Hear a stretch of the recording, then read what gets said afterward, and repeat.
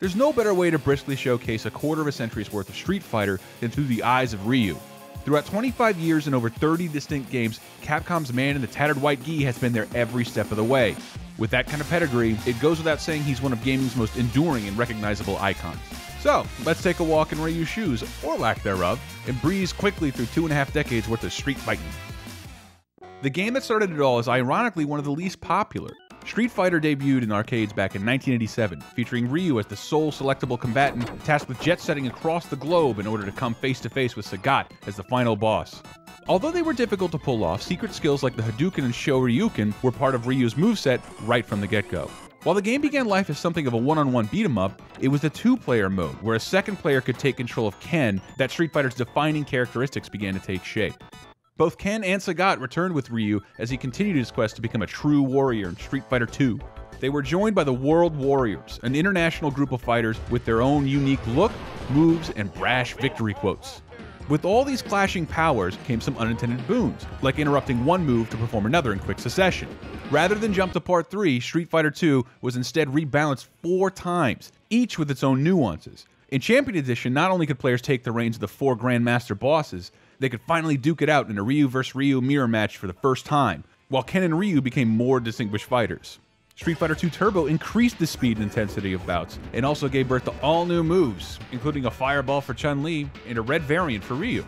In addition to 4 all-new fighters, Super Street Fighter II added even more color schemes and moves, such as Ryu's fiery Shakunetsu Hadouken. And then once Super went turbo, Ryu and company got the gift of flashy super combos and learned to juggle opponents in the air.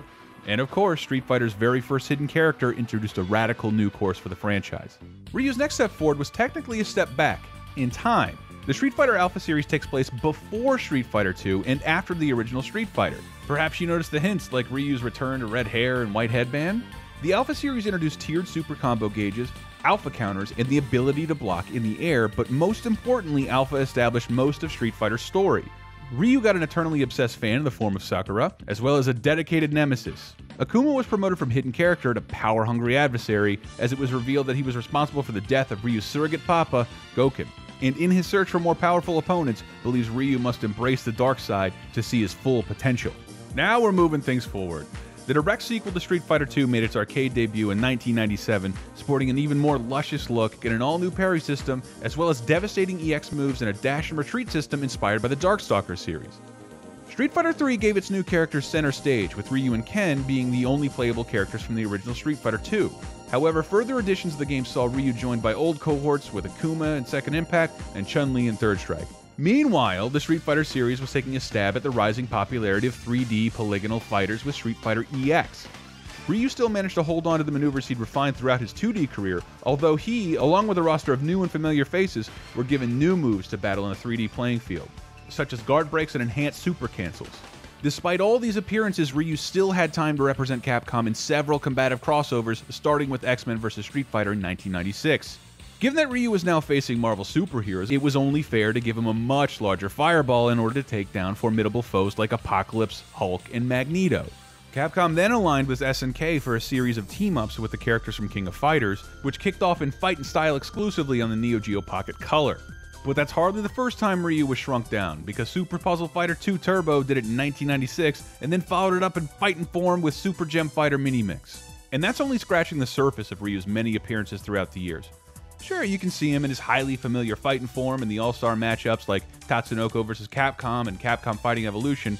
However, hardcore Capcom fans have also spotted Ryu cameos in numerous other games, such as Barth Operation Thunderstorm, We Love Golf, and even in the most recent Asura's Wrath DLC and the upcoming Project X Zone. Speaking of that strangely pronounced X, seen most recently in Street Fighter Cross Tekken, this was actually established all the way back in 2005 when Namco and Capcom originally joined forces for an RPG, Namco Cross Capcom. And all those appearances bring us to Ryu's triumphant return in Street Fighter IV. This 2009 mega sequel breathed new life into the fighting scene by retaining key portions of Street Fighter II and III, while also introducing its own ideas such as stable online play, focus attacks, and revenge-minded ultra combos. In addition to the entire World Warrior cast returning for a fan service encore, we also saw Alpha favorites return, the first playable Goken, and several new fighters created just for the game. Street Fighter IV has headlined the world-famous EVO Championship Series every year since its release, but the dazzling pyrotechnics of Ultimate Marvel vs. Capcom 3 are nipping at its heels.